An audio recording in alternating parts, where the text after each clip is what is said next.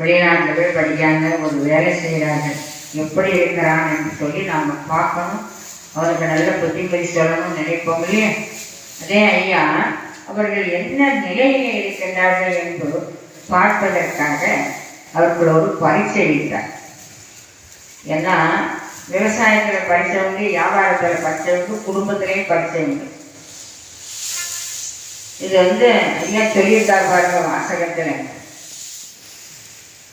எல்லாரும் சேர்ந்து அவரவர்கள் பக்தி காரணங்களை சோதித்து அப்புறமாக தான் அவர்களுக்கு வேண்டிய வரங்களை கொடுப்பார் என்று வாசகத்தில் சொல்லியிருக்கார். அப்போ தவம் இருந்த உடனே கிடைக்கும் சொல்ல முடியாது. மகனுக்கு அதுதான் சொன்னார் சொல்லி வருவார். அப்போ பிள்ளைகளை நாம் சோதித்து பார்க்க வேண்டும் என்று முதல்ல தெரியணத்தை இருக்கிறேன்.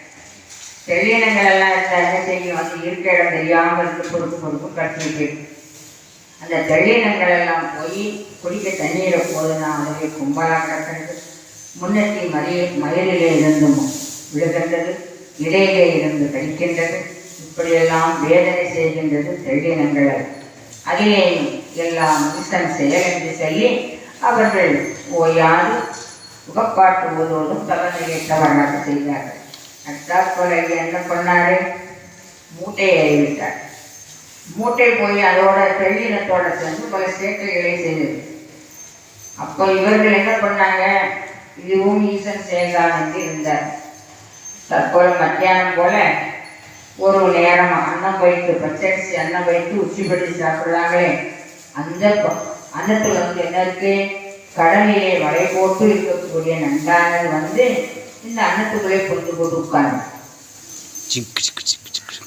அப்போ அந்த அன்னத்துல நண்டு மணலோடு போயிடுன்னு சொன்னால் மண்ணாதானே இருக்கும் அந்த அன்னம்.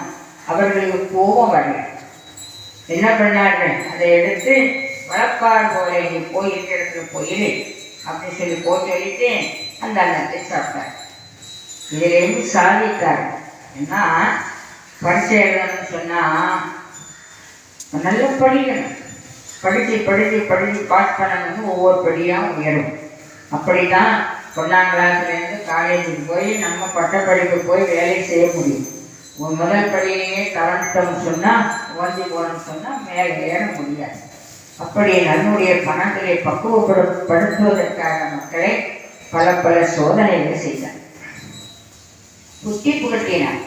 அப்போ இந்த தெள்ளினங்கள், மூட்டை, நண்டு இத்தனையும் சேர்த்து செய்கிறது. அப்பவும் அவங்க என்ன பண்ணாங்க, மனம் கொஞ்சம் வேதனைப்பட்டுச்சு.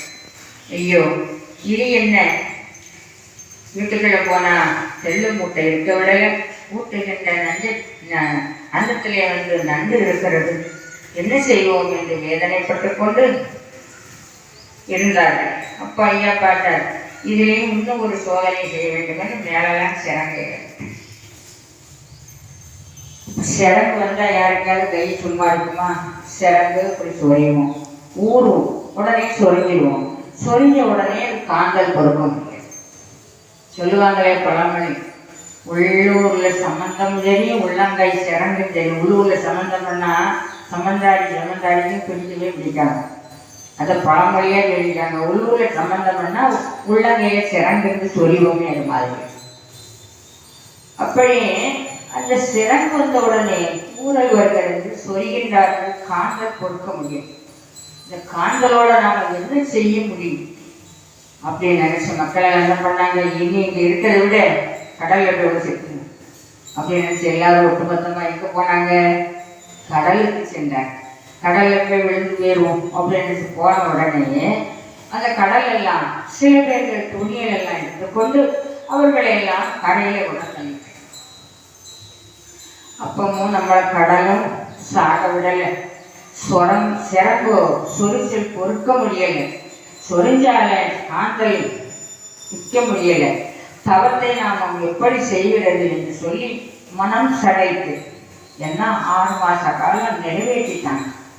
6 மாதம் வாகைப்பள்ளியில இருந்து இவ்வளவு தொந்தரவை அனுபவிச்சு அரகரா சிவசிவா ஓதி ரொம்ப மனம் வந்து போனாங்க மக்கள். அப்படி இருக்கின்ற போதே இனி நாம் என்ன செய்வோம் என்ற மனத்தடைக்கக்கூடிய நேரத்தில் எழுதப்பட்டார். இப்போது ஒரு மகன் மனதில், ஏன்னா அவரவர் நம் மனதில் ஆனபடி இருந்து குறிகள் பல சொல்லுவேன், உன் கூட்டுக்குள்ளிருந்து குறி சொல்ல வருகிறேன் என்று சொல்வார் இல்லையா, அது மாதிரி அவருடைய மனதிலே தோன்ற வைத்தார். அப்பா, இது நேரத்திற்கு ஒரு பதிவு உண்டு. அது முட்டப்படி. முன்னாலே முகுந்தன் ஆண்டகலம்.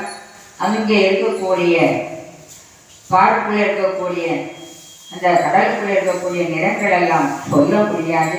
பொன்னார படிகளும் ரத்தினங்களும் மேடைகளும் இருக்கின்ற